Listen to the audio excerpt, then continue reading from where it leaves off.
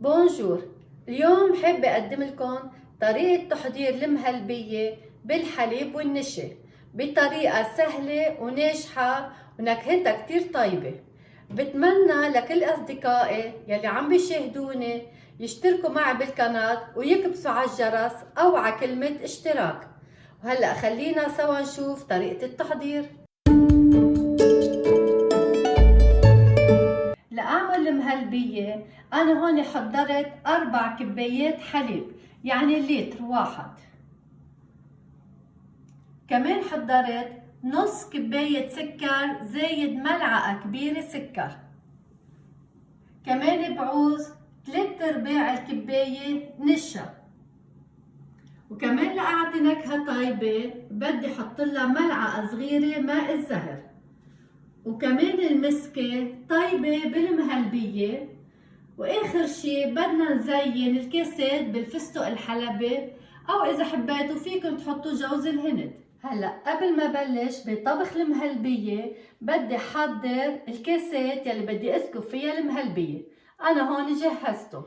لازم دق المسكة ونعمها بالمدقة قبل ما احطها فوق الحليب.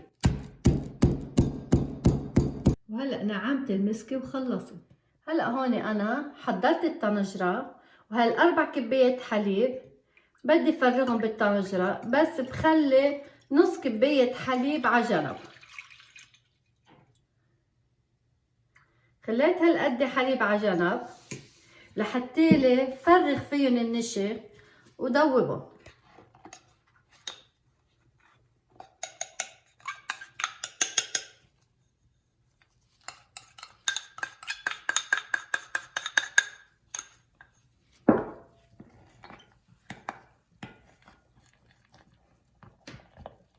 هلا هون انا دوبت النشا بالحليب،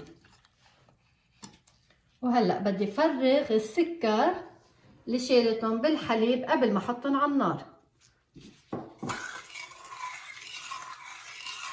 وهلا بدي فوت على المطبخ.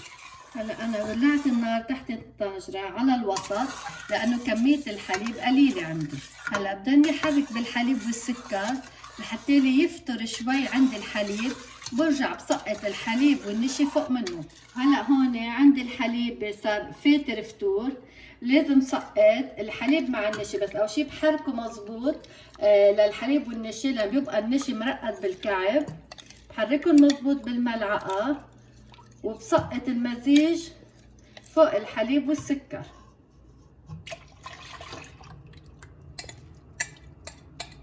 وهلا بخفف النار على الخفيف وبعمل المهلبية.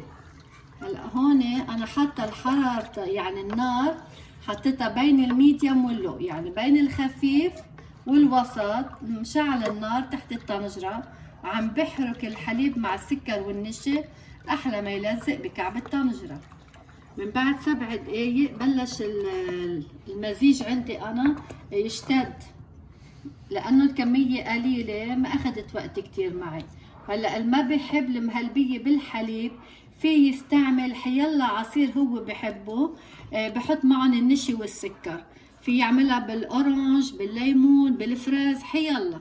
وهلا لما نشوف عنا المهلبيه هيك بلشت تفرقع تعمل بالونات، يعني طبيت صغار، معناتها انه ما بقى بدها غليان على النار، لانه بس تسقع حترجع تشتد اكتر. لأشيعكن اياها هيك طلعت، ما بقى بدها غلي. لازم اطفي تحتها وحط لها المسكه والملعقه الصغيره المزهر.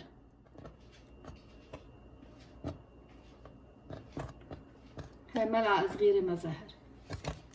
وهلا رح سقط المسكه فوق منه. واكيد انا طافيه النار تحت المهلبيه وبحرك كتير منيح قبل ما اسكب بالكاسات.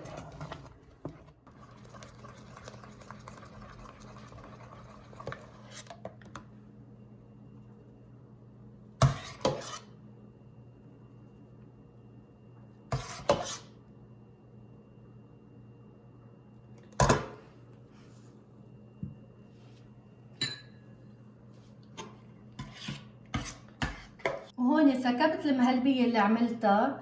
لتر الحليب عمل لي 4 كاسات كبار مهلبية. وهلا بدي زينها بالفستق الحلبي.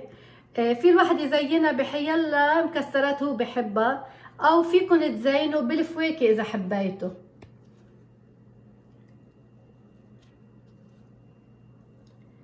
وهيدي كانت طريقتي لكم لليوم المهلبية بالنشا والحليب. بتمنى تكون نالت اعجابكم، وبتمنى كمان تجربوها لانها كتير طيبة وما بتاخد وقت بالتحضير. ميرسي كتير، باي باي.